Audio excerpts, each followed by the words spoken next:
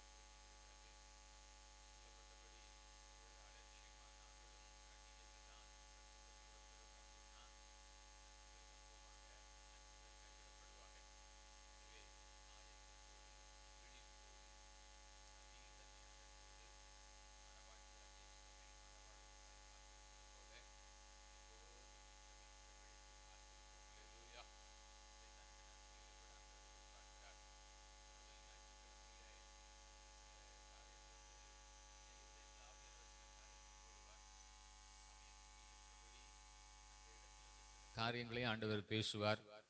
எப்போதும் சில கன்வென்ஷன் கூட்டங்களுக்கெல்லாம் அடுத்த வாரம் வந்து பார்த்தீங்கன்னா வியாழன், வெள்ளி, சனி 3 நாட்கள் நான் இடத்துல பேச வேண்டியதாக இருக்கு. இதுக்காக ரொம்ப ஜெபம் பண்ணிக்கிட்டே இருக்கிறேன். ஆனால் எனக்கு வந்து பார்த்தீங்கன்னா சரியான வசனத்தில் ஒரு வெளிப்பாடு இல்லை, இந்த ஜனங்களுடைய காரியம் என்னன்னு. அப்போ அந்த பிரதர்கிட்ட கேட்டேன், பிரதர் என்ன இது அப்படின்னு. இது வந்து ஒரு தேங்க்ஸ் கிவிங் சர்வீஸ். இது வந்து வருடத்துக்கு ஒரு முறை ஆண்டவருக்கு நன்றி செலுத்தும்படியாகவே ஒரு 3 நாள் நாங்கள் கன்வென்ஷன் வைப்போம். ஸோ வந்து இது வந்து ஒரு 3 ஜென்ரேஷன் உள்ளவங்க வருவாங்க. எனக்கு தெரிந்த அவர் சபை நடத்துகிறது. அவருடைய தகப்பனார் வந்து ரொம்ப நாளாக நடத்துகிறாங்க. அதுக்கு முன்னாடி இது எப்படின்னு தெரில. ஆனால் என்னுடைய கண்கள் காண என்னுடைய சபையில் வளர்ந்த திருமணமாகி அடுத்து பிள்ளைகள் பேர பிள்ளைகள் ஒரு 3 ஜென்ரேஷன் வருவாங்க. ஸோ தேங்க்ஸ் கிவிங் அப்படின்னு சொன்னார். அப்போ தேங்க்ஸ் கிவிங்னா என்ன? வெறும் ஆண்டவருக்கு நன்றி செலுத்துகிறதா? இல்லை. ஆண்டவர் செய்த எல்லா நன்மைகளுக்கு நம்ம அவருக்கு வந்து நம்ம ஆண்டவருக்கு என்ன செய்ய போகிறோம் அப்படின்னு. ஸோ இதற்கு ஏற்றபடி சில காரியத்தை தியானித்து கொண்டு இருந்தேன். அதில் இருக்கிற ஒரு சில வார்த்தைகளை இன்றைக்கு உங்களோடு கூட பகிர்ந்து கொள்ள போகிறேன். ஹல்லேலூயா. கண்களை மூடி, ஆண்டவரே, இந்த வேத வசனமானது நல்ல நிலமாகிய எங்களுடைய இருதயத்தில் விழுவதற்கு கிருபை தாங்க. இந்த நேரத்தில் சோர்வுகள், பலவீனங்கள், அசதிகள், கனநித்திரைகள், வசனத்திற்கு விரோதமாய், வார்த்தைக்கு விரோதமாய் போராடுகிற எல்லா போராட்டத்தின் ஆவிகளையும் எங்களை விட்டு அப்புறப்படுத்துங்கப்பா. ஹல்லேலூயா. கர்த்தர் நல்லவர், அவர் கிருபை என்றும் உள்ளது. ஹல்லேலூயா. எனக்காய் ஜீவன் விட்டவரே, என்னோடு இருக்க எழுந்தவரே, எனக்காய் ஜீவன் விட்டவரே, என்னோடிருக்க எழுந்தவரே, என்னை என்றும் வழி நடத்துவாரே, என்னை சந்திக்க வந்திடுவாரே, என்னை என்றும் வழி நடத்துவாரே, என்னை சந்திக்க வந்திடுவாரே. இயேசு போதுமே போதுமே போதுமே, இயேசு போதுமே போதுமே. எந்த நாளிலுமே என் நீலையிலுமே எந்த வாழ்வினிலே இயேசு போதுமே. புல்லுள்ள இடங்களில் மேய்த்திடுவார், அமர்ந்த தண்ணீர் அண்டை நடத்திடுவார். ஆமென். புல்லுள்ள இடங்களில் மேய்த்திடுவார், அமர்ந்த தண்ணீர் அண்டை நடத்திடுவார். ஆத்துமாவை தினம் தேற்றிடுவார், மரண பள்ளத்தாக்கில் காத்திடுவார்.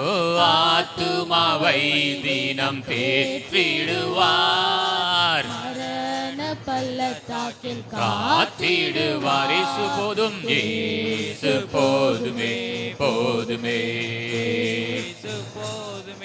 போதுமே. எந்த நாளிலுமே என் நீலையிலுமே எந்த வாழ்வினிலே இயேசு போதுமே. இயேசு போதுமே போதுமே போதுமே போதுமே. எந்த நாளிலுமே என் நீலையிலுமே எந்த வாழ்வினிலே இயேசு போதுமே. தகப்பனே, வசனத்தின் மூலமா எங்களோடு கூட பேசுங்க.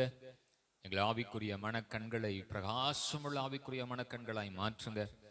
இன்னைக்கு நாங்கள் தியானிக்கிற வேத வசனமானது ஆண்டவரே எங்களுக்கு மிகுந்த பிரயோஜனம் உள்ளதாக மாறட்டும். இயேசு கிறிஸ்துவின் நாமத்தில் ஜெபிக்கிறோம் பிதாவே, ஆமென். ஹல்லேலூயா. கர்த்தருடைய பரிசுத்த நாமத்துக்கு மகிமை உண்டாவதாக.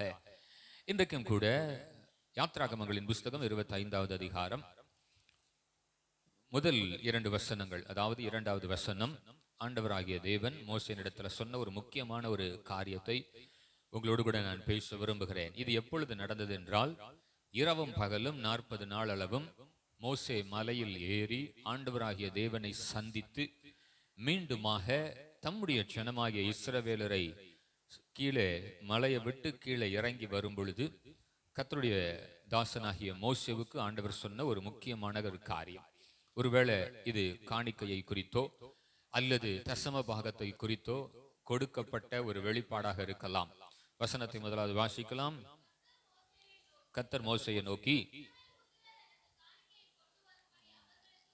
நல்லா கவனிங்க, இஸ்ரவேல் புத்திரர் மோசேவுக்கு காணிக்கை கொடுக்கணும், சபைக்கு காணிக்கை கொடுக்கணும் ஆண்டவர் சொல்லல. யாருக்கு காணிக்கை கேட்கிறாரு? எனக்கு காணிக்கையை கொண்டு வரும்படி அவர்களுக்கு சொல்லு. ரொம்ப கவனிங்க. ஒருவேளை புதிய ஏற்பாட்டின் சபையில கொடுக்கப்படுகிறதை குறித்து இந்த வசனத்தை எல்லா இடங்களையும் நம்ம பார்க்க முடியும். மனப்பூர்வமா கொடுக்கிற இடத்துல யாரு பிரியமா இருக்கிறா? ஆனா இது புதிய ஏற்பாட்டு சபைக்கு சொல்லவில்லை, அல்லது புதிய ஏற்பாட்டு சபைக்காக சொல்லப்படவில்லை. ஆண்டவராகிய தேவன் மோசேவுக்கு சொல்லும் பொழுது மனப்பூர்வமாய் உற்சாகத்துடன் கொடுப்பவன் எவனோ அவனிடத்துல எனக்கு என்ன பண்ணு. சபையில 4 வித்தியாசமான ஜனங்கள் இருக்கிறார்கள், அல்லது அந்த நாட்களிலே இஸ்ரவேலிலே 4 வித்தியாசமான ஜனங்கள் இருந்தார்கள். முதலாவது ஜனம் மனப்பூர்வமாய் கர்த்தருக்கு கொடுக்கிறவர்கள். ஹல்லேலூயா அல்லேலூயா. மனப்பூர்வமாக ஆண்டவருக்காக நான் கொடுக்கிறேன்றதுல இருக்கிற ஒரு உற்சாகம் இருக்கு பாருங்க. அத மாதிரி ஒரு உற்சாகம், அத மாதிரி ஒரு மகிழ்ச்சி வேற எதுலயுமே நான் பார்க்கல. அல்லேலூயா. மலேசியா தேசத்துல நான் ஒரு சபைக்கு முதல் முறையா பிரசங்கம் பண்ண போறேன். என்னை குறித்தவர்களுக்கு ஒண்ணுமே தெரியாது. வேறு ஒரு மனிதன் அந்த இடத்துல போய் பிரசங்கிக்கணும். அவர் எதிர்பாராத நேரத்துல தேவ சமூகத்துக்குள்ள போயிட்டாரு. அதனால அந்த மீட்டிங்கை கேன்சல் பண்ண வேண்டாமே, யாராவது ஒருத்தரை ரெஃபர் பண்ணலாம், ரெக்கமெண்ட் பண்ணலாம்னு சொல்லி என்னை அனுப்புனாங்க. நான் போய் என்ன பண்ணேன், என்னை குறித்து ஒரு வார்த்தை கூட பேசல. என் பேரு மோசஸ்னு கூட நான் என்ன பண்ணல, சொல்லல. அந்த ஊழியக்கார தேவ மனுஷன் ரொம்ப எல்டர், 70 வயதிற்கு மேற்பட்டவர். அவரும் என்ன பண்ணாருன்னா, என்னை எப்படி இன்ட்ரோடியூஸ் பண்ணாருன்னா, இந்த வாலிப தம்பி மாதிரி இருக்காரு, இந்த தம்பியை பத்தி எனக்கும் என்ன பண்ணது ஒண்ணுமே தெரியாது. ஒரு தேவ மனிதன் இந்த இடத்துல வரணும், அவர் மரித்து போனார், தேவ சமூகத்தில் எடுத்துக்கொள்ளப்பட்டார், எனவே அங்க இருந்து இவரை ரெஃபர் பண்ணி அனுப்பியிருக்காங்கன்னு நான் உட்கார்ந்து இருக்கும்போது தான் என் பேரை கேட்டாரு. சொல்லுங்களேன் ஒரு அல்லேலூயா. தம்பி உங்க பேர் என்ன அப்படின்னாரு. மோசஸ் கமலேசன் அப்படின்னு. அதை கேட்டுட்டு அப்படியே சொன்னார். நானும் பாத்தீங்கன்னா என்னை பத்தி எதுவுமே சொல்லலை. போனேன். எனக்கு ஒரு 1.25 மணி நேரம் டைம் கொடுத்தாங்க. 1.25 மணி நேரத்துல ஒரு 3 வித்தியாசமான ஆவிக்குரிய வார்த்தை, அதாவது வேத வசனத்தினுடைய வார்த்தைக்கு ஆவிக்குரிய அர்த்தம் என்ன அப்படின்னு சொல்லிட்டு நான் இறங்கிட்டேன். அல்லேலூயா. அதற்கு அப்புறம் அவங்க சபையில நடந்த சில காரியங்களை குறித்து என்னிடத்துல பேசினாங்க. ரொம்ப ரொம்ப ஆச்சரியமாக இருந்தது. இந்திய தேசத்தினுடைய கிராம பகுதிகளிலே அவங்களுடைய தரிசனம் என்ன அப்படின்னா, பெரிய பெரிய வாட்டர் டேங்க் கட்டணும். நம்ம நம்ம பகுதியில பார்த்திருப்போம். வாட்டர் டேங்க்னா எங்க இருக்கும்? கை கட்டுற தூரத்துல இருக்கும், செம்ம டாப்ல இருக்கும். அது சாதாரணமான விஷயம் அல்ல. அதை கவர்மெண்ட் தான் செய்யணும். அப்படி தனிப்பட்ட ஒரு நபர் அதை செய்ய விரும்பினால் அரசாங்கத்திட்ட சில பெர்மிஷன் வாங்கணும். அந்த ஊர்ல இவ்வளவு பேர் ஜனங்க இருக்கிறாங்க, அங்க தண்ணீர் அவசியமாக இருக்கணும். இப்படி பல நிபந்தனைகள் உண்டு. நான் சும்மா சாதாரணமா கேட்டேன், பிரதர் என்ன அப்படி உங்களுக்கு? ஐயா, 3 தலைமுறைக்கு முன்னாடி என்னுடைய தாத்தா இந்த சென்னையில, அதாவது இப்ப நைட் பிரேயர் நடத்துற ஒருத்தர், அவருக்கு பேர் கூட மறந்துடுச்சு, நான் தான் அப்புறம் சொன்னேன். அவங்க பேர் பாஸ்டர் ஜீவானந்தம். அல்லேலூயா. அவங்க அங்க போகும்போது ஒரு நைட் பிரேயர்ல அவங்க அப்பா ரட்சிக்கப்பட்டு அவங்களுக்கு ஒரு பெரிய தரிசனம். அந்த நாட்களில் போதகர் ஜீவானந்தம் இந்திய தேசத்துல, தமிழ்நாட்டில் இந்த மிஷினரிகள் கிராம இயேசுவை அறியாத இடத்துல சுவிசேஷத்தை சொல்றத குறித்து அவங்க பேசினும்போது அவருக்கு ஒரு பெரிய பாரம் வந்துச்சான். நான் அந்த ஜனங்களுடைய தாகத்தையாவது நான் என்ன பண்ணுவேன், தீர்ப்பேன் அப்படின்னு சொல்லி பல நான் கேட்டேன், ஐயா ஒரு இதுக்கு எவ்வளவு ஆகும் அப்படின்னு கேட்டா, உங்க இந்திய தேசத்தினுடைய மணி பணத்தினுடைய இதுல எங்களுக்கு இவ்வளவு ஆகும்னு சொன்னாரு. நான் ஆச்சரியப்பட்டேன். அவர் சொன்னது எப்படி பாத்தீங்கன்னா, கிட்டத்தட்ட 30 lakhs சொல்றாரு. அல்லேலூயா. சரியா, எத்தனை பேருக்கு கேட்டிருப்பீங்க அப்படின்னா, இப்ப 15வது கட்டிக்கிட்டு இருக்கோம் அப்படின்றார். 15வது வாட்டர் டேங்க் எங்க இருக்க ஆள் கட்டுது?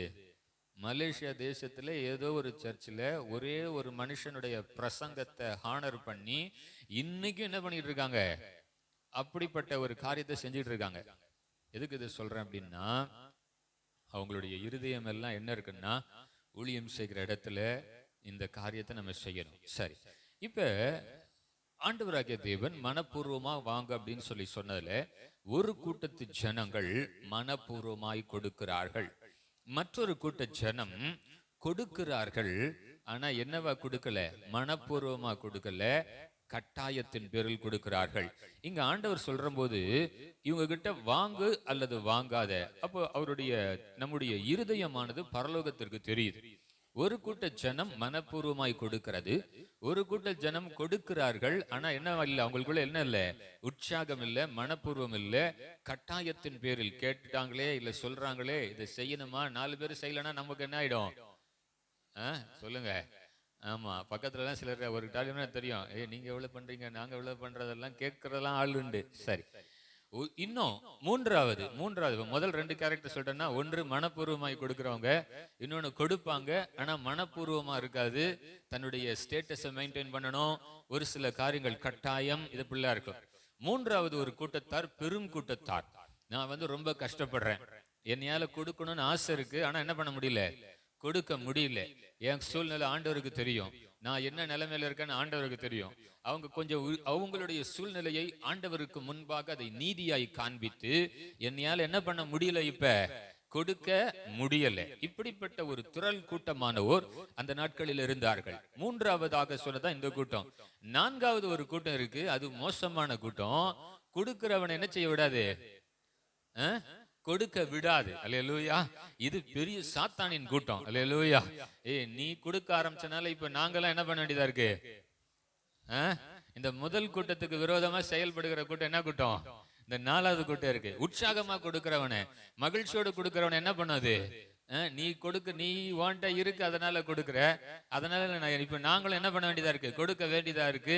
இல்லாதவங்களுக்கு பாரு, உன்னையால இல்லாதவங்க எல்லாம் என்ன பண்றாங்க, ரொம்ப கஷ்டப்படுறாங்க. அதனால இந்த 4வது கூட்டம் என்ன பண்ணுனா, கொடுக்கறதையும் கெடுக்கிற ஒரு கூட்டம் இருக்கு. இன்னைக்கு மோசஸ் செய்தி கொடுக்க வந்தாரா என்னன்னு தெரியலையான்னு யோசிச்சுட்டு இருக்கீங்க. ஏற்கனவே அவங்க திட்ட வேண்டியது அடுத்த வாரம் மிஸ் ஆயிருச்சுனாங்கன்னா, இந்த வாரம் இவர் என்னமோ பேசுறாரே. சொல்லுங்க ஒரு அல்லேலூயா. ஆண்டவராகிய தேவன் சில காரியத்தை ரொம்ப கவனிப்பார். ஒரு பெரிய ஜலப்பிரவாயம் ஆண்டவர் நோவாவுக்கு சொன்ன காரியம் என்னன்னா, எல்லாத்துலயும் ஒவ்வொரு பேர் தான், ஒவ்வொரு ஜோடி, ஆணும் பெண்ணுமாக ஒவ்வொரு ஜோடி நீ என்ன பண்ணு, பேழைக்குள்ள கொண்டு வா. எல்லாம் கவனிங்க. எதுலயாவது ஆண்டவர் 2 ஜோடி எடுத்திருக்கிறாரு நீங்க பாருங்க, இருக்கவே இருக்காது.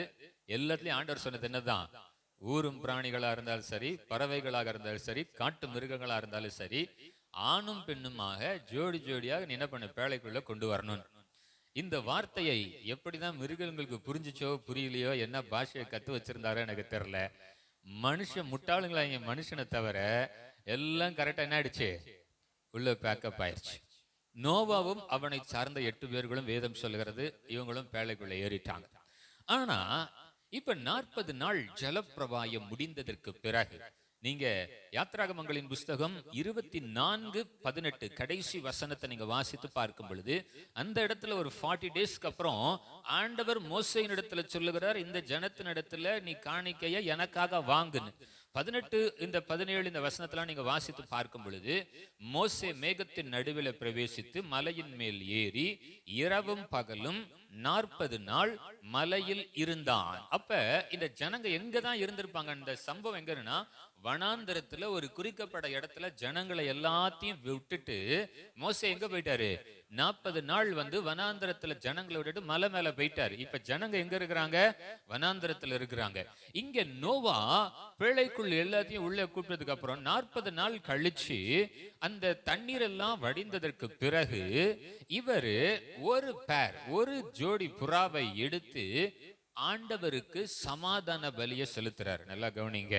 அப்ப நோவாவினுடைய இருதயத்துல ஆண்டவருக்கு ஒண்ணு செய்யணும்னு சொல்லி எக்ஸ்ட்ராவா ஒரு பேர் எதுலோ ஒண்ணு என்ன பண்ணி வச்சிருக்காரு. கண்டிப்பா நீங்க நல்லா கவனிங்க. சில நேரங்களிலே ஏன் ஆண்டவர் சில மனிதர்களுடைய ஆசீர்வாதத்தை லிமிட்லெஸ்ஸா கொண்டு போவார். அவங்க நினையாத நேரங்களில நினையாத ஆசீர்வாதங்களை கொண்டு வந்து கொடுப்பார். இன்றைக்கு வரைக்கும் கர்த்தருடைய பரிசுத்த நாமத்துக்கு மகிமை உண்டாகட்டும். இன்றைக்கு வரைக்கும் என்னுடைய தனிப்பட்ட வாழ்க்கையில, என்னுடைய ஊழியத்துல என்னுடைய தேவைகளை ஆண்டவர் எப்படி சந்திக்கிறாருன்னு தேவனுடைய சமூகத்துல பலிபீடத்துக்கு முன்னாடி நின்னு சொல்றேன், எனக்கே தெரியாதுங்க. அல்லேலூயா. எனக்கு கிட்டத்தட்ட 30 நாளைக்கு சுமார், நான் ஜெனரலா சொல்றேன், எனக்கு 70,000 ரூபாய் கிட்டத்தட்ட. என்னுடைய பிரேயர் சென்டர் ஒரு 35,000, என்னுடைய வீடு ஒரு 12,000. எனக்கு கீழே 2 பேர் வேலை செய்கிறார்கள். ஒரு சிஸ்டர் ஆபீஸ்ல மாதிரி இருப்பாங்க, அவங்களுக்கு ஒரு 4,000 கொடுப்பேன். என்னுடைய கீபோர்ட்ல எனக்கு பிளே பண்ற தம்பிங்களுக்கு நான் ஒரு காலகட்டத்தில் அவங்க வாலண்டரியா வந்தாங்க, இப்ப அவங்களுக்கு ஒரு 4,000 நான் சேலரி கொடுப்பேன். இது இல்லாம என்னுடைய பிரயாணங்கள் ஏகப்பட்ட காரியம். இந்த வருஷம் பாத்தீங்கன்னா நிறைய சேரிட்டி, இதெல்லாம் நாங்க செய்து கொண்டிருக்கிறோம். ஆனா நான் ஒரு நாள் நோட்டை எடுத்து இதுக்கெல்லாம் எங்க இருந்து பணம் வந்துச்சு அப்படின்னு நான் யோசித்து பார்த்தா, என்னையால ஒரு 10% கூட எழுத முடியாது. திடீர்னு என்னுடைய ஹவுஸ் ஓனர் வந்தார். ஐயா, 2.5 வருஷம் முடிஞ்சிருச்சு, ஒரு ஐடி ஒன்று ஃபைல் பண்ணணும், எனக்கு உங்க ஆதார் கார்டும் பேன் கார்டு வேணும்னு கேட்டார். சரி, கழுத கேட்குறான்ட்டு கொடுத்துட்றா அப்படின்ட்டு தம்பி மாட்ட சொல்லிட்டு தம்பி கொடுத்துட்றா அப்படின்ட்டு வந்ததுக்கு அப்புறம் எனக்கு ஒரு லிஸ்ட் கொடுத்தாங்க. கிட்டத்தட்ட 11 லட்சம் ரூபாய் வாடகையும் கரண்ட் பில்லும் நீங்க கொடுத்துருக்கீங்க அப்படின்னாரு. 2.5 வருஷம் 35,000, 10 மாசத்துக்கு என்னாச்சு, 3.5 லட்சம் ஆச்சா. 3 வருஷத்துக்கு போட்டுக்கோங்க. 2 மாசத்துக்கு ஒரு தடவை 6,000 நான் கரண்ட் பில் கட்டுவேன், நான் கூகுள் பேல தான் கட்டுவேன். 11 லட்சம் ரூபாவா? எனக்கே மயக்கம் வந்துச்சு, இப்படி கொஞ்சம் ஆட வேண்டியதாச்சு. ஏன் ஆண்டவர்கிட்ட நான் கேட்டேன், ஆண்டவரே இந்த 11 லட்சம் நீங்க எங்க இருந்து எனக்கு தந்தீங்க? என் பாக்கெட்ல சத்தியமா ஒரு 500 கூட கிடையாது. இப்ப எடுத்து பாத்தீங்கன்னா 4 இத்து போன பேப்பர் தான் இருக்கும். ஆனா என்கிட்ட வரதை எல்லாத்தையும் நான் கொடுக்க கொடுக்க கொடுக்க கொடுக்க எனக்கே தெரியல, எனக்கு பின்பாக இருந்து கர்த்தர் என் தேவையை எல்லாத்தையுமே செஞ்சுக்கிட்டு வர்றாரு. சொல்லுங்களேன் ஒரு அல்லேலூயா. இதுக்கு வேற எங்கேயும் சாட்சிக்கு போகல. நான் ஒரு ஜீவனுள்ள சாட்சியாக இருக்கிறேன். என்னுடைய ஹவுஸ் ஓனர் என்கிட்ட எழுதி கொடுத்த பேப்பருக்கு அவர் ஐடி ஃபைல் பண்றாரு. இன்னைக்கு வரைக்கும் ஒரு ஐடியும் எனக்கு கிடையாது. அல்லேலூயா. கர்த்தர் கேட்டார், மனப்பூர்வமாய் கொடுக்கிறவன் இடத்துல நீ கேட்டு வாங்கு. அல்லேலூயா.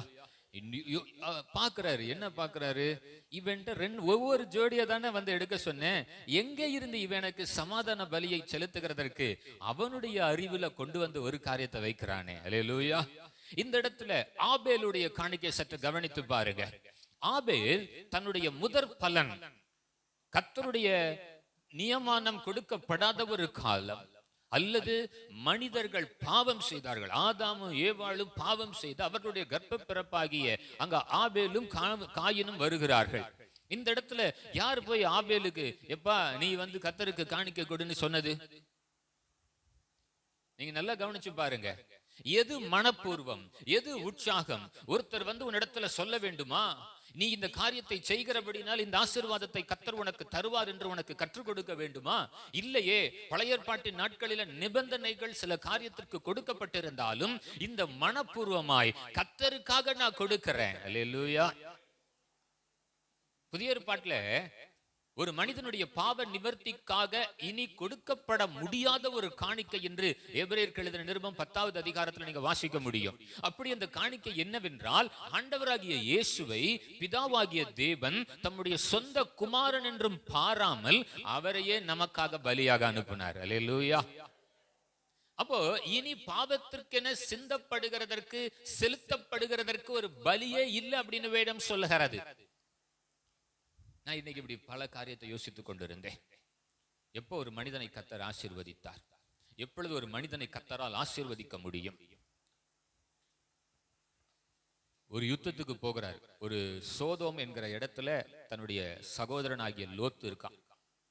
அந்த நாட்களிலே சோதோம் என்று சொல்லப்படுகிறது பிற்காலத்தில் அழிவுக்கு, அக்கினிக்கு இரையாய் வைக்கப்பட்டிருந்தது. ஆனா போகும் பொழுது நீர்வளம் பொருந்தின இடம். அந்த இடத்துல ராஜ்ய, அதாவது ஆளுகை செய்கிறதற்கு யாரும் இல்லை. அப்ப திடீர்னு ஒரு ராஜா ஒருவன் எழும்பி அந்த இடத்துல இருக்கிற எல்லாரையும் தனக்குள்ளாக கைப்பற்றி கொள்ள வேண்டும் என்று சொல்லி, அவரு சோதோமின் ராஜான் தான் வேதம் சொல்லுகிறது, பேர் சொல்லப்படல. அந்த இடத்துக்கு வந்து எல்லா ஜனங்களையும் அடிமைகளாய் பிடித்து லோத்துவையும் அவனுடைய மனைவி பிள்ளைகளையும் எடுத்துக்கொண்டு போனான் என்று ஆபிரகாமுக்கு சொல்லப்பட்டதான். உடனே ஆபிரகாம் ஆதியாகமங்களின் புஸ்தகம் 18வது அதிகாரம் 14வது அதிகாரத்தில் இந்த சம்பவம் இருக்கும். தன்னுடைய வீட்டுல கைப்பிடிந்த பிறந்த தன்னுடைய கை படிந்தவர்கள், நான் சொன்னா எதையும் செய்வாங்க, அவங்க எல்லாம் பயிர் நிலங்களை வந்து பண்படுத்துகிறவர்கள். ஆனா அதுல ஒரு 300 பேரை கூப்பிட்டுக்கிட்டு யுத்தத்துக்கு போறான். யுத்தத்துல அவர்களை எல்லாரையும் கைப்பற்றுகிறான். யாரு? சோதோமின் ராஜா எதையெல்லாம் தூக்கிட்டு போனானோ லோத்துவோட கூட இருந்த எல்லாரையும் திரும்ப சண்டை போட்டு என்ன பண்ணிடுறான்? ரிட்டர்ன் எடுத்துறான். அது ரொம்ப எனக்கு அந்த இடத்துல இந்த வார்த்தையை பார்க்கிறதுக்கு எனக்கு ரொம்ப ஆச்சரியமா இருக்கும். ஆதியாகமங்களின் புஸ்தகம் 14 தானே? கர்த்தருக்கு ஸ்தோத்திரம். சரி, ஆதியாகமங்களின் புஸ்தகம் 14:16 வாசிக்கலாம். சகல பொருட்களையும் ஆபிரகாம் திருப்பிக் கொண்டு வந்தான், தன் சகோதரனாகிய லோத்தையும் அவனுடைய பொருட்களையும் ஸ்திரீகளையும் ஜனங்களையும் திருப்பி கொண்டு வந்தான். நல்லா கவனிங்க. ஆபிரகாமுடைய பொருள் எங்கேயாவது இருக்காங்க? இல்ல. ஆபிரகாம் எதையாவது தூக்கிட்டு போயிட்டாங்களா? இல்ல. ஆபிரகாமுக்கும் இந்த தூக்கிட்டு போனதுக்கு ஏதாவது சம்பந்தம் இருக்கா?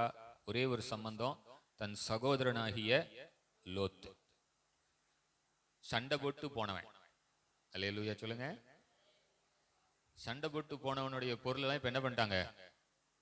தூக்கிட்டு போயிட்டாங்க. நம்மள இருந்தா என்ன பண்ணுவோம்? நான் கர்த்தர் நீதி செஞ்சாரு சொல்லுவோம். அல்லேலூயா. நான் அமைதியா தான் இருந்தேன், என்கிட்ட சண்டை போட்டு போனா இன்னைக்கு அவன் பொருள் எல்லாம் வேற ஒருத்தன் வந்து என்ன பண்ணிட்டான்? கர்த்தர் யுத்தம் பண்ணிட்டாருன்னு சொல்லுவோம். ஆனா லோத்து என்ன பண்ணல? ஆபிரகாம் என்ன பண்ணல? வீட்டுல இருந்து இவன் ஒரு 300 பேரை கூட்டிட்டு போய் தன் சகோதரனாகிய லோத்துவையும் அவனுடைய பொருட்களையும் அவனுடைய ஸ்திரீகள் எல்லாத்தையும் என்ன பண்ணிட்டான்? திருப்பி கொண்டு வரான். வரும் பொழுது எதிர்கொண்டு வருகிற ஒரு ராஜா சாலேமின் ராஜா. சொல்லுங்களேன் ஒரு அல்லேலூயா. சாலேமின் ராஜா. அது இன்றைக்கும் மறைபொருளாய் இருக்கிற ஒரு ராஜா. பூமியில் அந்த ராஜா இருந்ததற்கான காரணமோ இல்ல கதையோ கிடையாது. சாலேம் என்றால் சமாதானத்தின் ராஜா, பரலோகத்தின் ராஜா. அல்லேலூயா.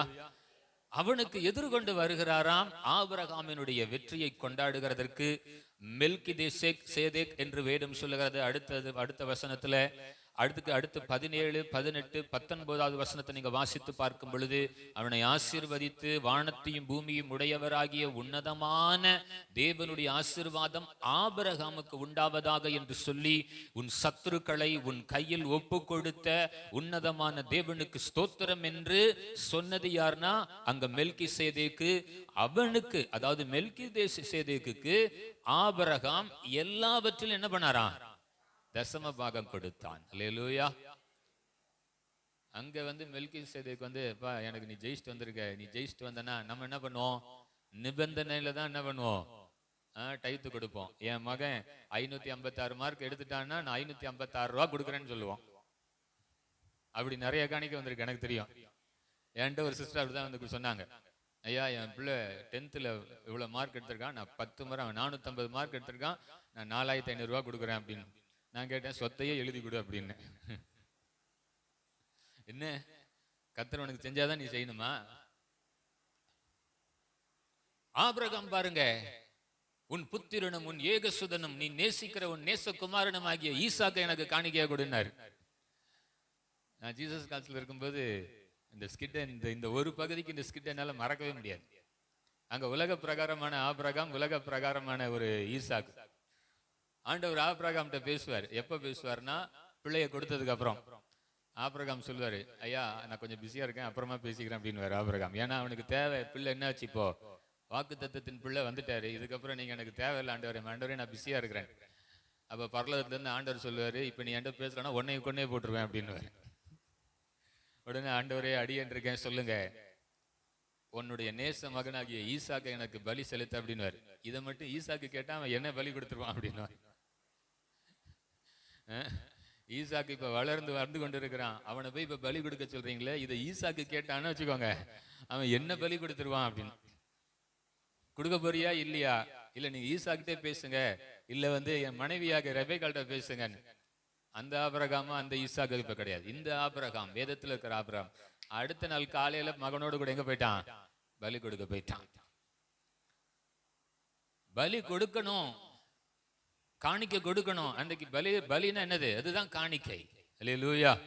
கொடுக்கணும். கத்திய தூக்கியாச்சு வெட்ட. இது எங்க இருக்கு? 18வது அதிகாரமா? ஆதியாகமத்தின் புஸ்தகம் 22. இப்ப பலி கொடுக்க போனதுக்கு அப்புறம் தன்னுடைய சொந்த குமாரன் என்றும் நேசுகுமாரன் என்றும் பாராமல் பலி கொடுக்க போனதுக்கு அப்புறம் என்ன ஆசீர்வாதம்? 16வது வசனம், 22, 16, 17, 18. நீ உன்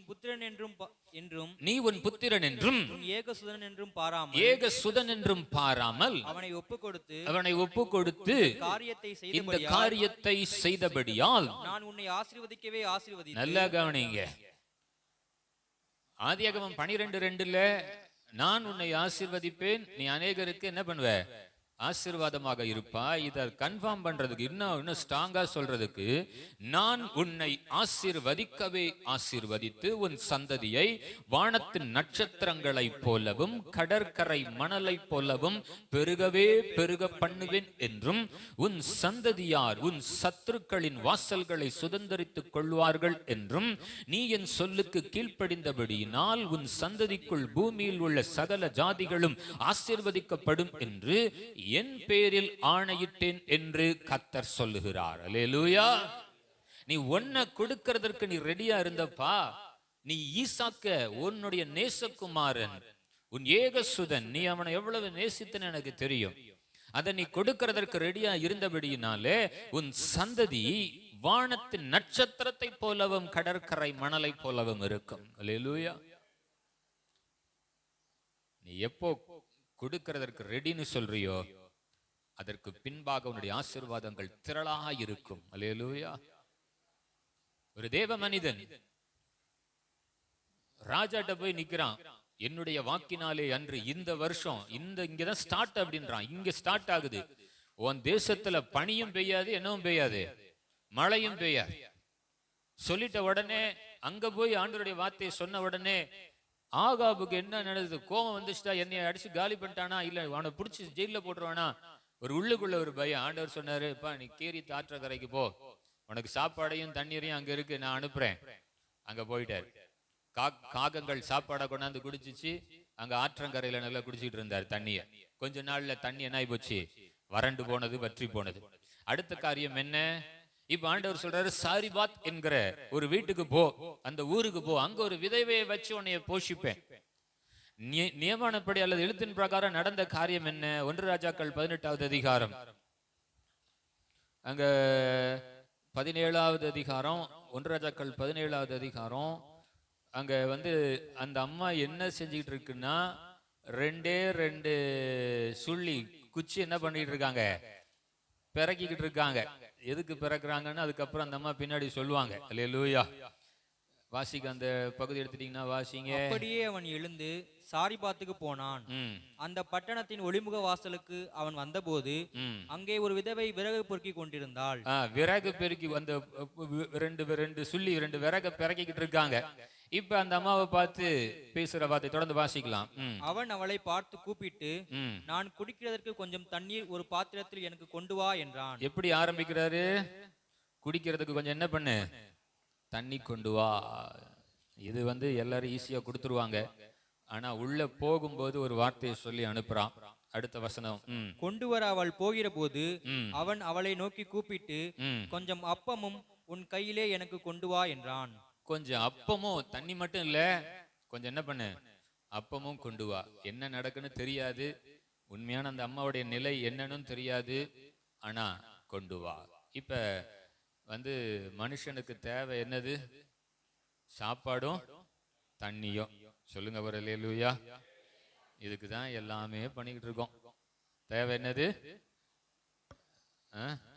உலக மனுஷன்ட்ட கேட்டா சொல்லுவான், நமக்கு தேவை என்னன்னா சோறு தான். அல்லேலூயா.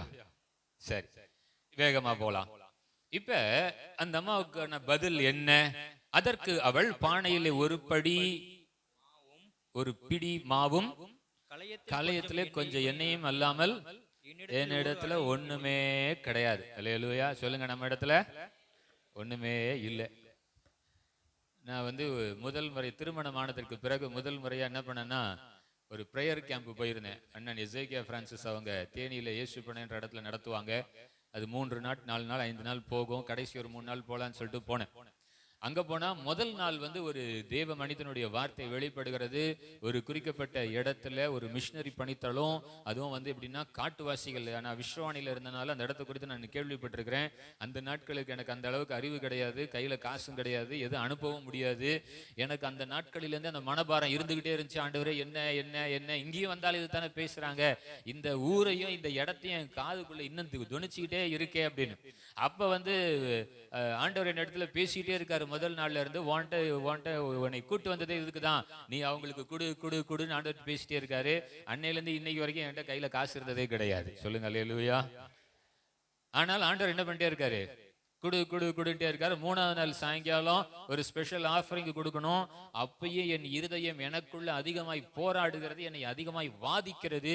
என்கிட்ட என்னதான் இருக்கு, இவர் ஆண்டவர் குடு குடுன்றாரு, நான் என்னதான் செய்யறேன்னு தெரியலையேன்னு இப்படி கையை முடிச்சு ஜோம் பண்ணிக்கிட்டே இருக்கும்போது என் விரல்ல ஒரு மோதிரம், என் மனைவி எனக்கு திருமணம் போட்ட போது ஷைனின்னு பேர் போட்டு இருந்துச்சு. அல்லேலூயா.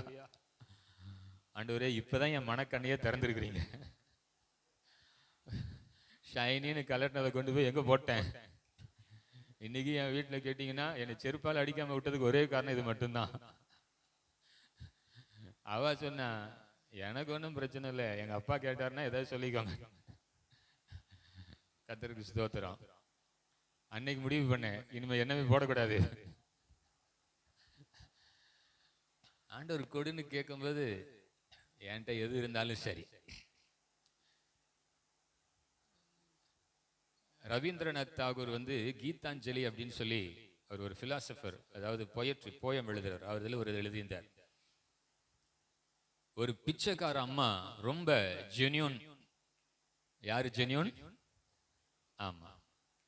வாழ்நாள் முழுவதும் பிச்சை எடுத்துக் கொண்டிருக்கிறமே, எனக்கு ஒரு ஆசீர்வாதமே இல்லையா அப்படின்ட்டு ரொம்ப கலங்கிட்டே ஒரு நாள் புலம்பிட்டே இருந்தாங்க. இந்த புலம்பலை வந்து கடவுள் கேட்டார். அவங்க கடவுள், நம்ம கடவுள் கிடையாது. புராண கதைகள். அன்னைக்கு நம்ம ரோட்ல போயிட்டு இருக்கும்போது ஆப்போசிட்ல ஒரு பெரிய ரதம் வந்துதான். அந்த ரதத்துல ஒரு வாலிபன் தலையில கிரீடத்தை வச்சுட்டு உட்கார்ந்து ரதத்துல வந்து கொண்டிருந்தாராம். இந்த அம்மா தூரத்துல இருந்து பார்க்கும் பொழுது, என்ன இந்த வழியா எத்தனையோ நாள் போயிருக்குமே, இன்னைக்கு ஒரு ரதம் வருகிறது, அதுல ஒரு ராஜா உட்கார்ந்து, ராஜகுமாரரை போல ஒரு வாலிபர் உட்கார்ந்து இருக்காரு, தலையில கிரீடம் வச்சிருக்காரு. அவர் போட்டிருக்கிற ட்ரெஸ் எல்லாம் அவ்வளவு ஒரு மகிமையான ஒரு ட்ரெஸ்ஸா இருக்கு.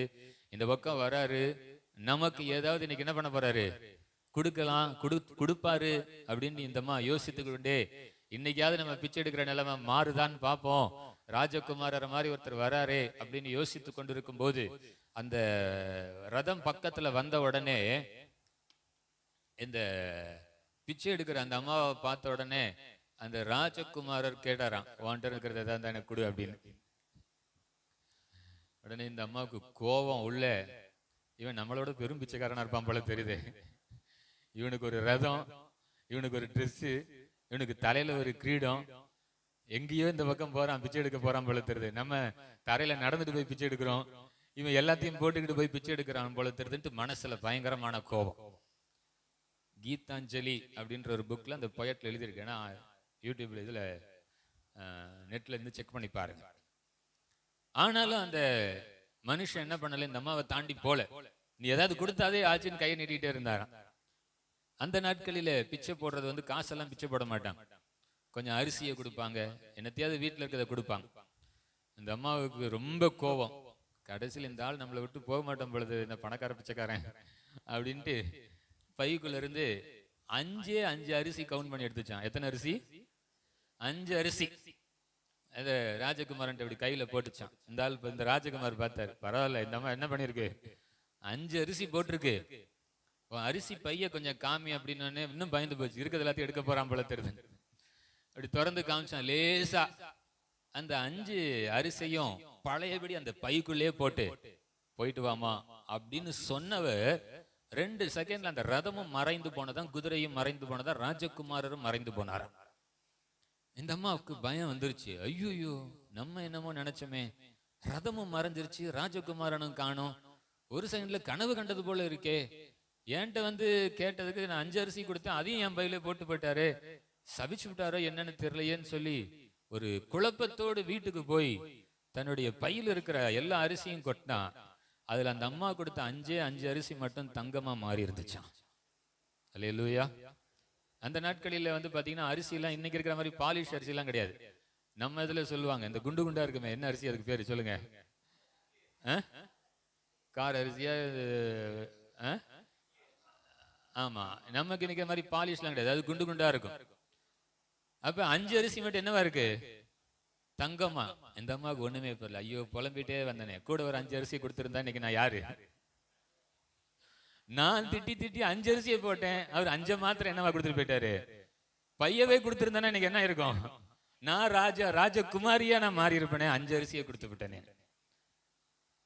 நீ எதை விதைக்கிறாய் அதை அறுப்பாய். அல்லேலூயா. வாரி இறைத்தவர்கள் வாழ்ந்திருக்கிறார்கள். கஞ்சத்தனம் பிசினித்தனம் பண்ணி ஒண்ணுமில்லாம போனவனு இருக்கிறான். அல்லேலூயா. தேவ பிள்ளையாகி உனக்கு ஒரு மற்றொரு காரியத்தை ஆண்டவர் ஞாபகப்படுத்துறார். இப்ப அது உலக பிரகாரமான காரியம் விட்டுருவோம். ஆப்பிரிக்கால வந்து ஊழியம் செய்த ஐசக் லிவிங்ஸ்டன் மகிமையான ஒரு மிஷனரி, கத்தரால் அதுலயும் எல்லா இடத்துலயுமே நார்த்துன்னு வர இடத்துல ரொம்ப கவனமா இருக்கணும். அல்லேலூயா. ஏன்னா இந்த நார்த்தை பத்தி இன்னொரு நாள் ஒரு செய்தி எடுக்கிறேன், சரியா? ஏன் இந்த நார்த்துன்னு சொல்றாங்கன்னா, இந்த பூமியினுடைய கோணங்களிலே நார்த்ல வந்து ஒரு பயங்கரமான அப்போசிஷன்ஸ் அல்லது எதிர் வல்லமைகள், பிசாசினுடைய ஆதிக்கங்கள் இருக்கிற இடம் என்று சொன்ன அந்த நார்த் அதிகமா சொல்லலாம். அதிலும் குறிப்பாக இந்தியாவினுடைய வரைபடங்களிலே இந்த சவுத்துல வந்து நிறைய கிறிஸ்டியானிட்ஸ் குரூப்ஸ் இருக்கு, நார்த்ல வந்து மெஜிஷியனுடைய குரூப்ஸ் நிறைய இருக்கு. அப்படி இருந்த இடத்துல நமக்கு தெரிந்தது சவுத் ஆப்பிரிக்கா பத்தி தெரியும். சவுத் ஆப்பிரிக்கா எப்படி தெரியும் சொல்லுங்க? கிரிக்கெட். சரி, correct. South Africa. North Africa பத்தி யாருக்கா தெரியுமா? அதை பத்தி நாங்க ஏன் தெரிஞ்சுக்கணும்? நாங்க பாக்குறதே சவுத் ஆப்பிரிக்கா கிரிக்கெட்ல மட்டும்தான். நார்த் ஆப்பிரிக்கா பத்தி எங்க தெரியும்? நார்த் ஆப்பிரிக்கா அப்படின்னா ஐசக் லிவிங்ஸ்டன் ஊழியம் செய்த ஒரு இடம். தன்னுடைய பணக்காரர் அவர். தன்னுடைய எல்லா பணத்தையும் அந்த ஜனங்கள் எப்படியாகிலும் ரட்சிக்கப்பட வேண்டும் என்பதற்காக பணத்தை செலவழித்த ஒரு மிஷனரி ஐசக் லிவிங்ஸ்டன். இந்த நார்தன் ஆப்பிரிக்காவில வாழ்ந்த ஆட்கள் யார் அப்படின்னா மனுஷ கொலைபாதகர்கள். அவங்களுடைய சைன் அந்த இந்த மலைவாழ் ஜனங்களுக்குன்னு இருக்கிற முத்திரையை தவிர வேற எந்த மனுஷர்களை பார்த்தாலும் மனுஷனையே காலி பண்ணி கரியாக்கி சாப்பிடுவாங்க. அப்படிப்பட்ட மனுஷ கொலைபாதகர்கள். அப்படிப்பட்ட இடத்துல தரிசனத்தை பெற்று ஊழியம் செய்தார். பணம் எல்லாம் செலவழிஞ்சு போச்சு. பெரிய கோடீஸ்வரர் பணக்காரர். அவர் பணத்தெல்லாம் அந்த ஜனங்களுடைய ரட்சிப்புக்காக செலவழிச்சார். இப்ப கொஞ்ச நாள் அவருக்கு என்ன ஆயிடுச்சுன்னா உடம்புல கொஞ்சம் பலவீனம் வந்துருச்சு. அப்ப அந்த இடத்துல இருக்கிற இவருடைய உழைப்பை பார்த்த தரிசனத்தை பார்த்த சிலர் அவருக்கு ஒரு ட்ரீட்மெண்ட் சொன்னாங்க. ஐயா, நீங்க ஒரு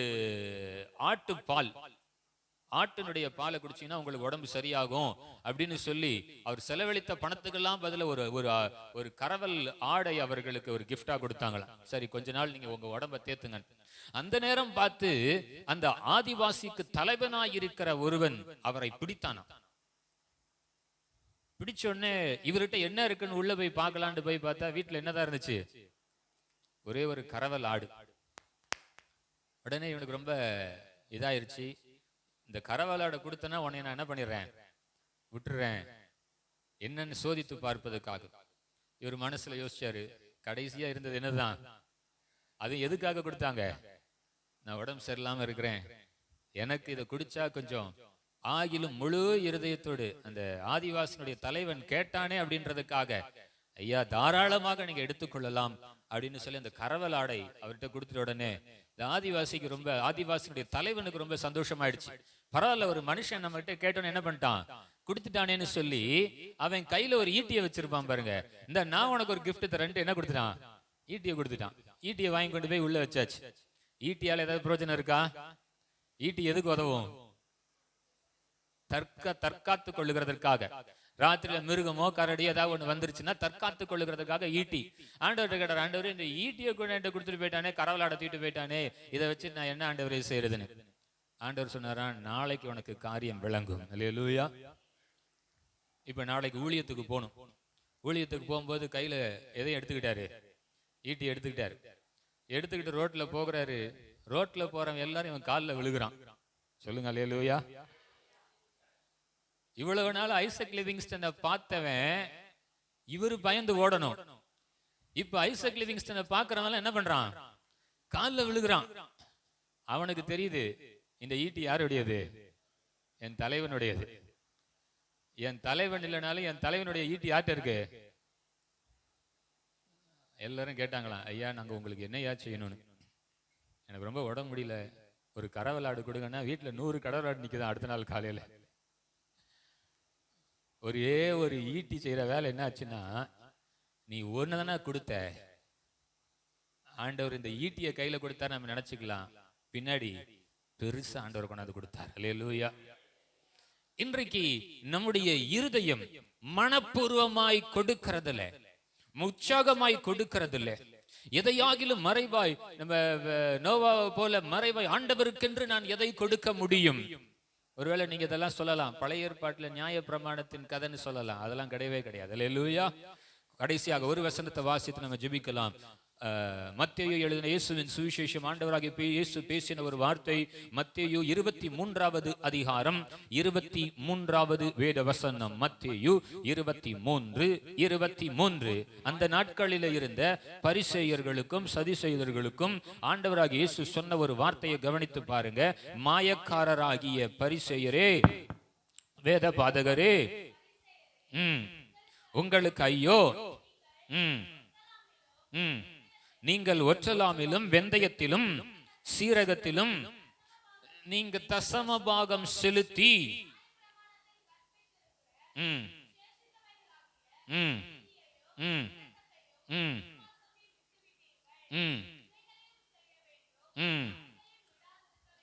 நல்லா கவனிங்க. இயேசு கிறிஸ்து உயிரோடு கூட இருந்த நாட்களிலே, ஊழியம் செய்த நாட்களிலே அந்த நாட்களில் இருந்த வேத பாதகர்கள், அந்த நாட்களில் இருந்த பரிசேயர்கள் நியாயப்பிரமாணத்தில் சொல்லப்பட்டபடி அவர்கள் தசம பாகம் செலுத்துகிற ஒரு காரியம் அன்றைக்கும் இருந்தது. நீங்க இன்னும் அதிகமா கவனிச்சு பாத்தீங்கன்னா லூக்கா 18வது அதிகாரத்துல 2 பேர் ஜெபிக்க போகிறார்கள். ஒருவன் பரிசேயன், மற்றொருவன் ஆயக்காரன். 2 பேர் தங்களை நீதிமான்களாய் காண்பித்துக் கொள்ளுகிறதற்காக ஜெப ஆலயத்துல போய் ஜெபிக்கிறாங்க. அதுல ஆயக்காரனுடைய ஜெபம் என்ன? பாவியாகிய என் மேல் என்ன வருங்க, கிருபையா இருங்க, அவ்வளவுதான். ஆனா அடுத்த ஜெபித்த ஜெபம் என்ன? வாசி அந்த 12வது வசனமா?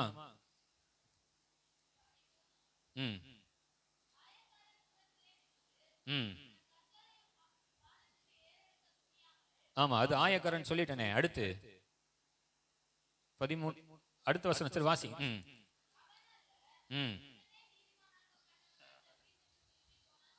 அப்ப அவனுடைய ஜெபம் என்னது? பரிசேயனுடைய ஜெபம்.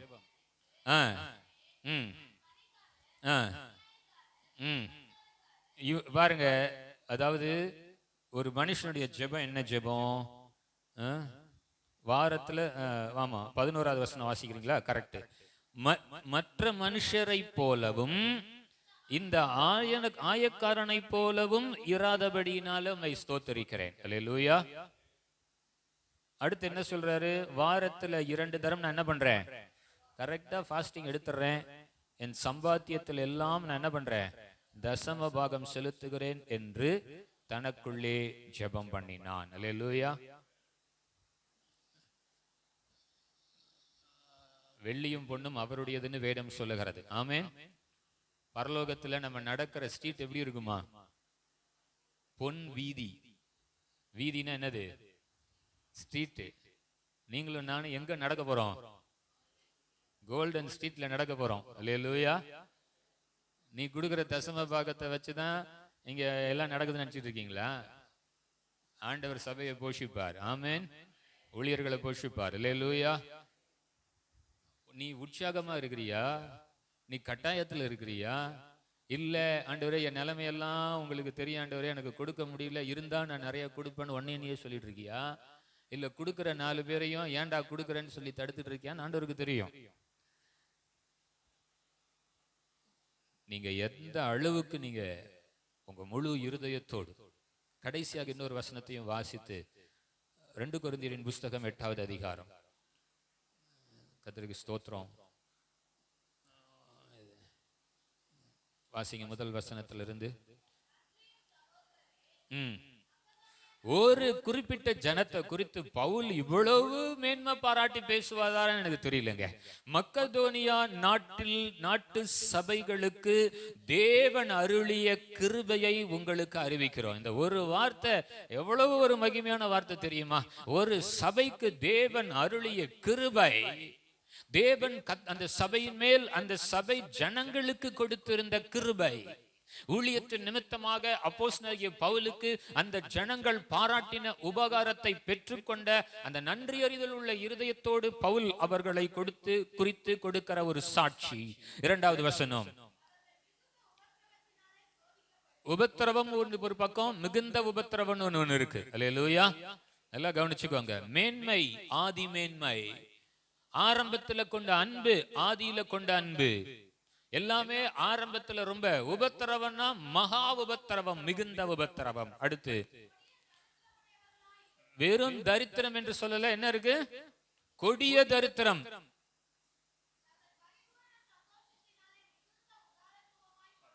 ஆனா உள்ளுக்குள்ள என்ன இருந்தது? பரிபூர்ண சந்தோஷம். என்ன சந்தோஷம்? பவுலுடைய ஊழியத்துக்கு நான் என்னால என்ன பண்ணுவோம்? எனக்கு உபத்திரவம் தான், எனக்கு தரித்திரம் தான், கொஞ்சம் நெஞ்சல்ல, மகா உபத்திரவம், கொடிய தரித்திரம் எல்லாம் இருக்கு. ஆனா பவுலுடைய ஊழியத்துக்கு நான் கொடுக்கறதுல எனக்குள்ள சந்தோஷம்னு சொல்லலங்க. என்ன சந்தோஷமா? பரிபூரண சந்தோஷம். அல்லேலூயா. ஆண்டவர் உங்களையும் என்னை எப்படி ஆசீர்வதிக்கணும்னு விரும்புறோம்? பரிபூர்ண ஆசீர்வாதம். கேட்கும் போதே மகிழ்ச்சியா இருக்கு. மூஞ்ச பாரு ஒவ்வொன்றுக்கும்.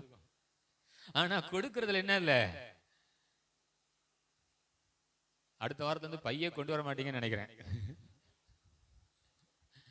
நீங்க நான் சில விஷயத்துல ரொம்ப நான் விரும்புவாங்க. என் சபையில் இன்னைக்கு வரையும் நான் காணிக்க எடுத்தது கிடையாதுங்க. ரெகுலர் மீட்டிங்ஸில் ஏதாவது ஒரு ஸ்பெஷல் மீட்டிங்னா 3 நாள் வச்சேன்னா 3ஆவது நாள் சில காரியத்தை சொல்லுவேன். ஒரு பிரதரை கிறிஸ்மஸ்க்கு கூப்பிட்டேன். நீங்க ஆஃபரிங் எடுக்கலையா அப்படின்னாரு. நீங்க கேட்டீங்கன்றனால எடுக்க போறோம். எதுக்கு எடுக்க போறீங்க? நார்த் இந்தியாவில் இங்க இருக்கிற ஒசூர் பகுதியில் எனக்கு தெரிஞ்ச ஒரு மிஷினரி எனக்கு ஒரு டிவிஎஸ் 50, ஏதாவது 50 இப்போ கிடையாது, champ excel super heavy duty ஒன்று வேணும்னு கேட்டாரு. எவ்வளோ? 80,000 ரூபாய். நீங்க கொடுக்குற காணிக்கையில் அது எனக்கு அனுப்புவீங்களா அப்படின்னு கேட்டாரு. நான் இன்னைக்கு உங்களுக்கு தாயா காணிக்கை எடுக்க போறேன், நான் நார்மலா எடுக்க மாட்டேன். அமௌண்ட்டை சொன்ன 80,000 ரூபாய் ஆகுது. இந்த கிறிஸ்மஸ்ல நீங்க ஒரு 100 பேர் வந்திருக்கிறீங்க, உங்களால முடிஞ்சதை கொடுங்க, கத்தருக்கு சித்தமானால் அவருக்கு ஒரு டிவிஎஸ் 50 எக்ஸல் சூப்பர் ஏதாவது வாங்கி கொடுப்போம் அப்படின்னு சொன்னேன். நீங்க நம்புவீங்களோ நம்ப மாட்டீங்களோ, அன்னைக்கு அந்த வருஷத்துலேயே அன்னைக்கு தான் அப்படி சொல்லி எடுத்தேன். கிட்டத்தட்ட 45,000 ரூபாவை அங்க இருக்கிற அந்த 100 பேருக்குள்ள ஜனங்க மூலமா ஆண்டவர் கொடுத்தார். நான் வாங்குறனாலையோ எனக்கு ஆசீர்வாதம் அப்படி இல்லை. ஆண்டவர் என்ன தெரியுமா சொன்னாரு? சபையில வேலை செய்கிற லேவியர்கள் என்று சில பேர் இருந்தாங்க. இந்த ஜனத்தை நீங்க கவனித்து பாருங்க. மேலும் 3வது வசனம் தான் இருக்கிறதுலே பவுல் மூலமாய் கொடுக்கப்பட்ட ஒரு ஹைலைட்டான வசனம். மேலும் அவர்கள் திராணிக்கு தக்கதாகவும் தங்கள் திராணிக்கு மிஞ்சியும் கொடுக்க தாங்களே மனதுள்ளவர்களாய் இருந்தார்கள் என்பதற்கு அப்போஸ்தலனாகிய பவுலாகிய நான் அவர்களை குறித்து சாட்சி கொடுக்கிறேன். அல்லேலூயா. என்கிட்ட இருந்தது தான் கொடுத்தேன்னு சொல்லல, அது திராணி. ஆனா அவங்க எப்படி கொடுத்தாங்களாம்? திராணிக்கு மிஞ்சின என்ன தெரியுமா? கடன் வாங்குறது கிடையாது. பக்கத்துல போய் கொஞ்சம் ரெக்வஸ்ட் பண்ணுவாங்க, நீயும் கொஞ்சம் ஏதாவது என்ன பண்ணு கூட, நானும் ஏதாவது கொடுக்குறேன். இன்னும் 4 பேரை போய் என்ன பண்ணுவோம்? கேன்வாஸ் பண்ணுவோம். பவுல் அங்க ஊழியம் செஞ்சுட்டு இருக்காரு, என்னத்தையாவது நம்ம அனுப்பி விட்டோம்னா அவர் கொஞ்சம் நல்லா ஊழியம் செய்வாரே. அல்லேலூயா. எத்தனை பேர் சொல்றீங்க நானும் கொடுப்பேன்ட்டு? ஆமென். அல்லேலூயா. ஆண்டவர் உற்சாக மனப்பூர்வமான சந்தோஷத்தை தான் ஆண்டவர் எதிர்பார்க்கிறார். உற்சாகமாய் கொடுக்கிறவன தான் ஆண்டவர் எதிர்பார்க்கிறார். ஆமென். இன்னும் ஒரே ஒரு வசனத்தை சொல்லி முடிச்சுட்டா, லேவியர்கள் ஆலயத்துல பணிவிடை செய்கிறவர்களுக்கு நீங்க இன்னும் இது சர்ச்ல சில காரியத்தை ஆண்டவர் எவ்வளவு கவனிக்கிறாரு பாருங்க. என்னாகமங்களின் புஸ்தகம் 18வது அதிகாரம். இதோட நம்ம முடிச்சிருவோம். நம்ம கர்த்தருக்கு என்று கொடுப்போம். கர்த்தர் பெரிய காரியங்களை செய்வார். என்னாகமம் 18, 20, 21, 22 3 வருஷத்துல ஏதாவது ஒரு வசனம். என்னாகமம் 18.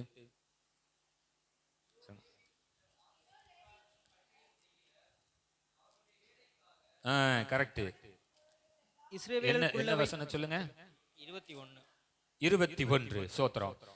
என்னாகமம் 18:21. இதோ லேவியின் புத்திரர் ஆசரிப்பு கூடாரத்தில் பணிவிடையை செய்ய அவர்களுடைய வேலைக்காக இஸ்ரவேலருக்குள் எல்லாவற்றிலும் தசம பாகத்தை அவர்களுக்கு சுதந்திரமாய் கொடுப்பாயாக.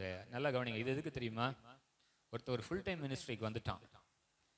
ஆசாரியனுடைய வேலை எங்க வேலை செய்யறதற்கு? ஆசரிப்பு கூடாரத்திற்குள்ள வேலை செய்கிறதற்கு கர்த்தர் லேவியர்களை தெரிந்து கொடுத்தார். அவனுக்கு உலகத்துக்குள்ள அவனால போக முடியாது. ஆண்டவர் பிரித்தெடுத்து ஆசரிப்பு கூடத்தை கொடுத்துட்டாரே. அவங்களுக்குன்னு சில தேவைகள் இருக்கும்ல, அவங்களுக்காக நீ என்ன பண்ண? தசம பாகத்தை வாங்கி ஆசரிப்பு கூடாரத்திற்குள்ள வேலை செய்கிற லேவியர்களுக்காக அதை நீ கொடுப்பாயாக ஆண்டவர் சொன்னார். அல்லேலூயா. எனக்கு அன்பான கர்த்தருடைய பிள்ளைகளே,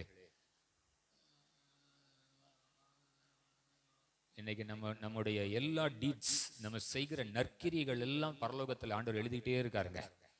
யாரு பார்த்தாலும் பார்க்கலையோ, உங்க நற்கிரியைகள் ஒவ்வொன்றையும் ஆண்டவர் பரலோகத்தில் எழுதிட்டு இருக்காரு. ஆமென். இவள் என்னிடத்துல நற்கிரியைகளை செய்யும்படி இந்த பரிமள தைலத்தை உடைச்சி என் பாதத்திலையும் தலைமயிரின் மேல் ஊற்றினாள் சொன்னாரு. நற்கிரியைகளை செய்கிறதற்காக. அல்லேலூயா. அங்க இருக்கிற சீஷர்கள் எல்லாம், நீங்கெல்லாம் ஒண்ணு செய்யலடா, நான் தாண்டா இயேசுக்கு பெரிய பரிமள தைலத்தை காதல ஊத்தின, யாரும் பார்க்கணும்னு செய்யல. அவர் சொன்னார், இவள் என்னிடத்துல நற்கிரியைகளை செய்தார். அல்லேலூயா. நீங்க செய்கிற காரியம் பரலோகம் பார்க்கும் பொழுது நற்கிரியைகளாக இருக்க வேண்டும். யாவரும் இருக்கிற இடத்துல 2 நிமிஷம் எழுந்து நிற்போமா?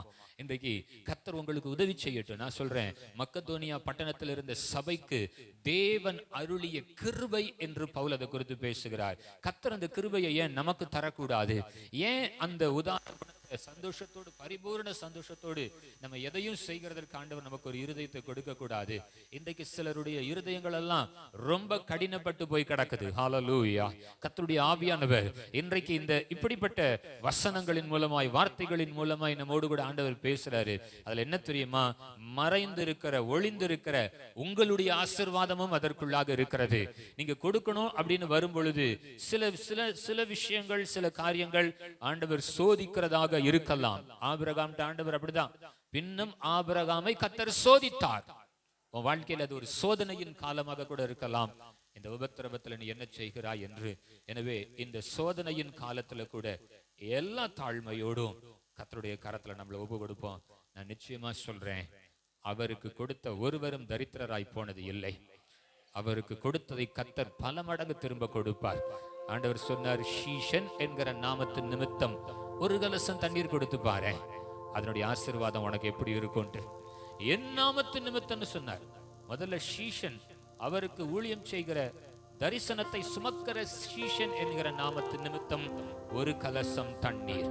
ஆனா என் நாமத்தின் நிமித்தம் பரலோகத்துக்காக நீ எதையாகிலும் இழந்திருப்பாயானால், சபைக்காக, ஊழியங்களுக்காக நீ எதையாகிலும் இழந்திருப்பாயானால், நூறத்தனாரு மாத்திரமல்ல, இம்மையிலையும் மறுமையிலையும் பரலோகத்துல உனக்கு ஒரு ஸ்பெஷல் சீட்டு உண்டு. ஹல்லேலூயா. இந்த இடத்துல நீ எங்க ஒரு குப்பையில ஒரு ஓரத்துல இருந்திருக்கலாம், பரலோகத்துல ஆண்டவர் உனக்கு ஒரு ஸ்பெஷல் சீட்டை வச்சிருப்பார். ஹல்லேலூயா. நீ அங்க போகும்போது நீ தெரியும் நீ ஆண்டவருக்காக எதை செய்தாய் என்று.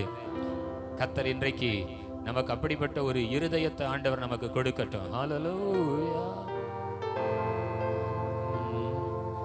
எந்த காலத்திலும் எந்த நேரத்திலும் நன்றியால் உம்மை நான் துதிப்பேன். இயேசுவே உம்மை நான் துதிப்பேன், துதிப்பேன். எந்த வேளையிலும் துதிப்பேன். இயேசுவே உம்மை நான் துதிப்பேன், துதிப்பேன். எந்த வேளையில் துன்ப நேரத்தில் இன்பமும் நீரே, இன்னல் வேளையில் மாறாதவர் நீரே. துன்ப நேரத்தில் இன்பமும் நீரே, இன்னல் வேளையில் என் மாறியாதீசர். எந்த காலத்திலும் எந்த நேரத்திலும் நன்றியால் உம்மை நான், இயேசுவே உம்மை நான் துதிப்பேன், துதிப்பேன். எந்த வேளையிலும் துதிப்பேன். இயேசுவே உம்மை நான் துதிப்பேன், எந்த வேளையிலும். வாழ்விலும் நீரே, வாழ்விலும் நீரே, தாழ்விலும் நீரே, வாழையும் நீரே, என் பாதையில் நீரே. ஆஹா, வாழ்விலும் நீரே, தாழ்விலும் நீரே, பாதையில் நீரே, என் பாதையில் நீரே. எந்த காலத்திலும் எந்த நேரத்திலும் நன்றியால் உம்மை நான் துதிப்பேன். இயேசுவே உம்மை நான் துதிப்பேன், துதிப்பேன். எந்த வேளையிலும் துதிப்பேன். இயேசுவே உம்மை நான் துதிப்பேன், துதிப்பேன். எந்த வேளையிலும் துதிப்பேன். ஹல்லேலூயா. ஆண்டவர்ட்ட நம்மையும் நம்மளை ஒப்பு கொடுப்போம். வேதம் சொல்லுகிறது, முன்னாடி அவர்கள் தங்களை தாங்களே ஒப்பு கொடுத்தார்களாம், தங்களை தாங்களே கர்த்தருக்கு ஒப்பு கொடுத்தாங்களாம். பின்னாடி தங்களுக்கு இருந்ததை மற்றவர்களுக்கு, சபைக்கு, ஊழியங்களுக்கு கொடுத்தார்களாம். இன்னைக்கு ஆண்டவர்ட்ட முதலாவது நம்மை நாம அர்ப்பணிப்போம். ஆண்டவரே, என்னையே நான் பலியாக உங்களுக்கு தரேன்ப்பா, என்ன பரிசுத்தப்படுத்துங்க. முதலாவது நான் அங்கீகரிக்கப்படணும். நான் அங்கீகரிக்கப்பட்டாதான் என் காணிக்கைகள் அங்கீகரிக்கப்படும். நான் அங்கீகரிக்கப்பட்டாதான் என் தசம பாகங்கள் அங்கீகரிக்கப்படும். எனவே மனப்பூர்வமாய் பூரண சந்தோஷத்தோடு நான் என்னையும் கொடுக்கிறேன், என் இடத்துல இருக்கிறதையும் நான் கொடுக்கிறேன் சொல்லி பாருங்க. கடந்த 6 மாதங்கள் இல்லாத ஒரு புதிய ஆசீர்வாதத்தை, கடந்த 6 மாதங்கள் நீங்க கடந்து வந்த உபத்திரவத்தின் பாதையை கர்த்தர் அடுத்த 6 மாதங்கள் உங்களுக்கு ஆசீர்வாதமாய் மாற்றுவார். இது நிபந்தனையற்ற ஒரு ஆசீர்வாதம். இது அளவுக்கு கவுண்ட்லெஸ். இதுக்கு இந்த அடுத்து வருகிற இந்த ஆசீர்வாதங்களுக்கு ஆண்டவர் ஒரு எல்லைகளை ஆண்டவர் வைக்க மாட்டார்.